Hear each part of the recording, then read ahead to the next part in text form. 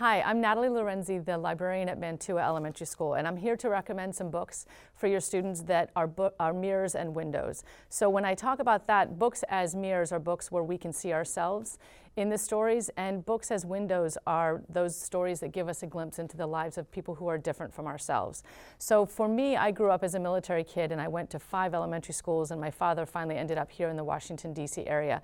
But one book that I wanted to recommend is by Suzanne Collins, best known as the author of the Hunger Games series, but she wrote this picture book called Year of the Jungle, Memories from the Home Front. And it's a year from her life. She was a military kid as well, and a year from her life when her dad was stationed over in Vietnam. And he comes back and it has a happy ending. But as a kid, this would have been a great mirror book for me to see how other families dealt with having their parent deployed. For an older audience, I highly recommend Operation Yes. This is about 2 cousins, Bo, whose dad is an Air Force colonel stationed on the East Coast, and Gary, his cousin, whose mom is deployed to Iraq as a nurse, and she has to go and live with Bo, her cousin, and his family while her mom is deployed. And this is by Sara Holmes, who is a local author, and it was a Virginia Reader's Choice a few years ago, but it's a great recommendation, I think, for kids who have someone in the military. For me, this would have been a great mirror book when I was a kid. So there are some books that cross both lines. This is one of them. Having gone to so many different elementary schools, this book is called My Two Blankets, and at the bottom it says moving is hard and friends make it easy. And both the author and the illustrator, Irena, Kobald and Freya Blackwood, live in Australia, and the author, Irena, she has a daughter who had befriended a girl from Somalia, and this is really their story. So for me, this was sort of a window and mirror book. It's about a girl who comes from a country where I've never visited before, but her emotions as she moves to the States and she tries to make friends and she's learning English, that's something that I definitely related to as a kid, and also as an adult living overseas, not knowing the language in Italy and in Japan where I used to live. So this sort of straddles both of those. The next book I wanted to recommend for me is a window book. This is a new book by Jennifer and Matthew Holm, author of the Baby Mouse series and illustrator, and it's called Sunny Side Up.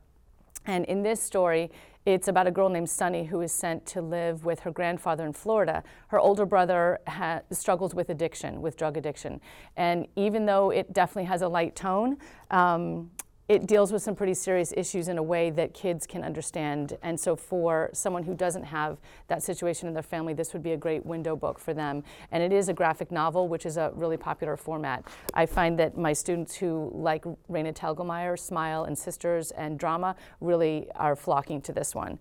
And the last one that I wanted to recommend, that it was definitely a window book for me. Here in Fairfax County, we have about over 185,000 students, and fewer than 500 identify with a native tribe in this country. So even though we're very diverse in this county, this is one book that gives an insight into a Native American, because personally I don't know anyone who is Native American. So the next best way to get to know someone is through the pages of a book. This is by Tim Tingle, and it's called How I Became a Ghost, A Choctaw Trail of Tears. And Tim Tingle is Choctaw, and he has relatives who walked the Trail of Tears, some of whom survived and some who didn't. So I just wanted to read you the very opening part. I often do this with students, and this really hooks them into this story, and it starts like this. Talking Ghost, Choctaw Nation, Mississippi, 1830. Maybe you have never read a book written by a ghost before. I am a ghost. I am not a ghost when this book begins, so you have to pay close attention. I should tell you something else. I see things before they happen. You're probably thinking, I wish I could see things before they happen. Be careful what you wish for. And that's pretty much all I have to read, and then usually somebody checks this book out. So those are the books today that I am recommending as mirrors and windows, and I encourage you to go and find out what books are mirrors and windows for your students. Thank you for listening.